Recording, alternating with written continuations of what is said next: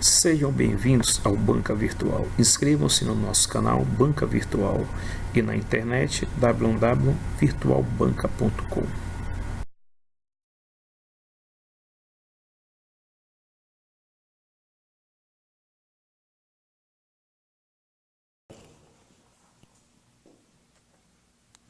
Vamos visualizar esse exemplo no qual nós temos uma viga de seção retangular de dimensões 60 milímetros de base e 120 milímetros de altura, onde essa viga ela é uma viga de madeira com essa seção retangular. Então, olha o que o texto nos diz.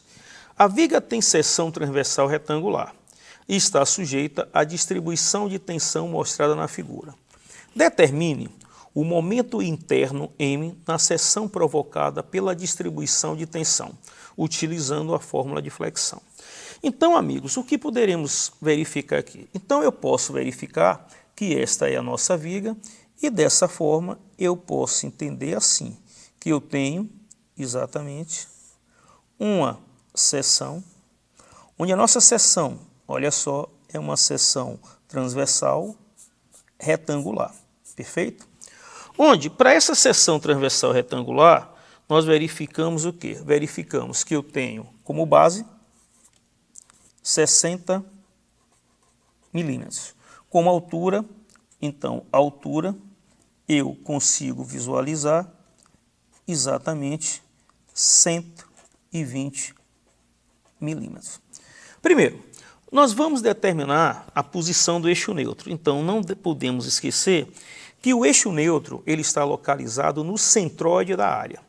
Então, se estamos diante de uma seção retangular, podemos afirmar que o centroide de uma área retangular corresponde ao centro do retângulo. Então, eu posso dizer que é exatamente nessa posição, olha só, que está o centroide dessa região. Então, se o centroide dessa região está localizado nessa região, então eu posso dizer que esse eixo que eu estou passando horizontalmente por esse ponto aqui, ele vai ser exatamente o que nós chamamos do eixo neutro.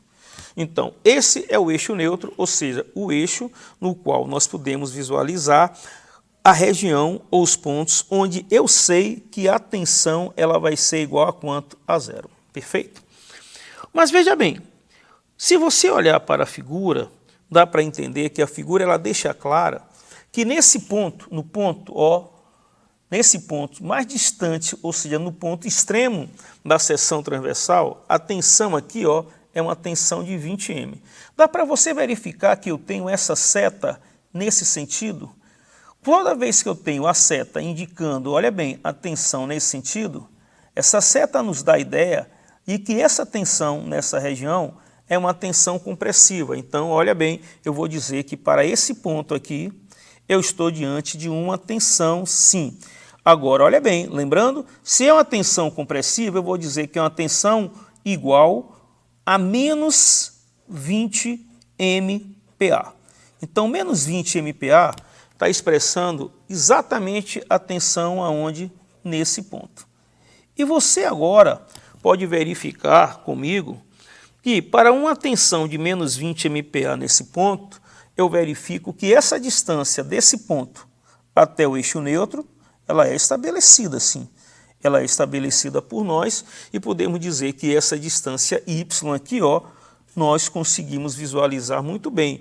Porque se eu tenho uma altura da seção de 120, essa distância que nós temos aqui, ela é exatamente igual a quanto?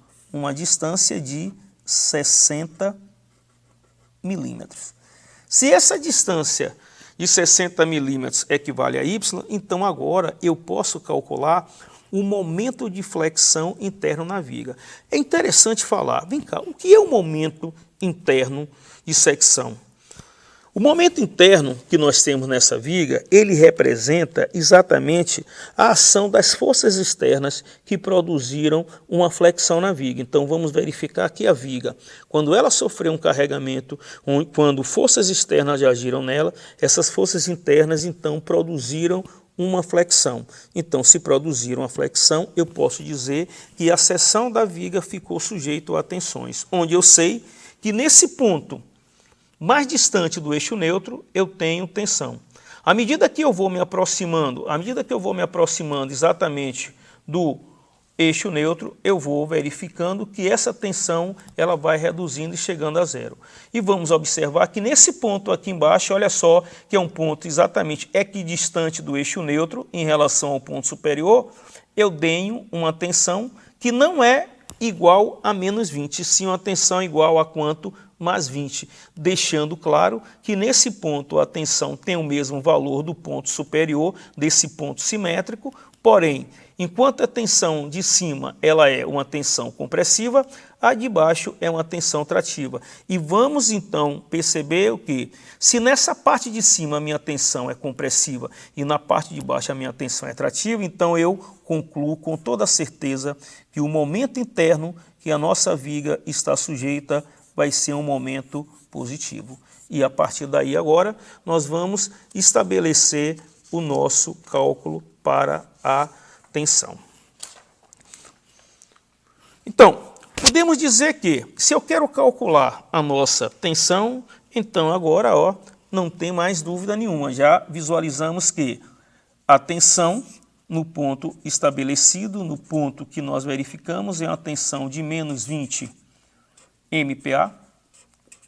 Sabemos que o valor de Y é um valor igual a 60 milímetros, mas precisamos de algo importante. Olha só, meninos, precisamos estabelecer o valor do momento de inércia. Então, o momento de inércia para uma área retangular, quando o eixo neutro está passando exatamente pelo centroide, ele pode ser calculado como sendo a base vezes a altura ao cubo sobre 12. Fazendo, você lembrar que essa equação é a equação que nós determinamos o momento de inércia para uma seção retangular, mas somente se o eixo neutro estiver passando exatamente pelo centroide da área.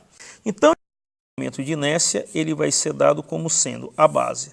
A base, em relação ao eixo neutro, eu tenho uma base de 60 milímetros, vezes a minha altura, que é uma altura de 120, elevado ao cubo sobre 12. Quando eu faço esses cálculos, eu encontro exatamente um momento de inércia de 8,64 vezes 10 elevado à quarta milímetro a quarta. Mas é importante a gente verificar algo aqui, muito legal. Espera aí, eu estou trabalhando e quero dar o meu resultado no sistema internacional. Então, se eu quero estabelecer o meu resultado no sistema internacional, então eu devo pegar essa unidade que eu tenho de milímetro a quarta e transformar para quanto? Metro a quarta. Então, sabemos nós o quê? Que 1 milímetro, então nós sabemos que 1 milímetro ele é igual a 10 a menos 3 metros. Então, ao transformar, eu vou ter 10 a menos 12 vezes 10 a quarta. Então, isso aqui vai me dar como resultado um valor de 8,64 vezes 10 a menos 8 metro a quarta. Então, se eu tenho agora exatamente esse valor para o momento de inércia, eu posso simplesmente estabelecer e determinar o que nós estamos querendo através da nossa equação. Vamos dizer que a tensão ela é igual a menos o momento de flexão vezes I em função do momento de inércia. Então, daqui eu posso dizer tensão. Tensão para o ponto, verificamos que a tensão é igual a quanto? Menos 20 MPa. Então, menos 20 M. Lembrando que esse M significa o múltiplo 10 a sexta, que é igual a menos o momento interno de flexão que nós estamos querendo. A distância Y, que é igual a 60 milímetros, e observando e lembrando sempre que por estarmos trabalhando no SI, eu vou dizer que esse valor vai ser 60 vezes 10 a menos 3 metros. Então, eu vou ter aqui um valor de 60 vezes 10 a menos 3. Tudo isso aqui dividido pelo nosso momento de inércia, que nós sabemos que vai ser igual a 8,64 vezes 10 elevado a menos 8. Então, dessa forma, chegamos aqui ao nosso resultado final, estabelecendo então a ideia de que o momento interno que eu tenho para essa viga que está sujeito a um determinado carregamento é um momento interno de 2,88 kNm. Então, aqui nós temos exatamente o nosso resultado final, onde nós podemos ter a ideia clara e real de que o carregamento que essa viga sofreu fez com que ela passasse a ter um momento interno de 2,88 kNm e, como consequência, provocou na seção transversal dessa viga tensões, onde a tensão máxima de compressão foi de 20 MPa e a tensão máxima de tração foi de 20 MPa. E, falando mais ainda que no eixo neutro eu não tenho tensão, a tensão é igual a zero.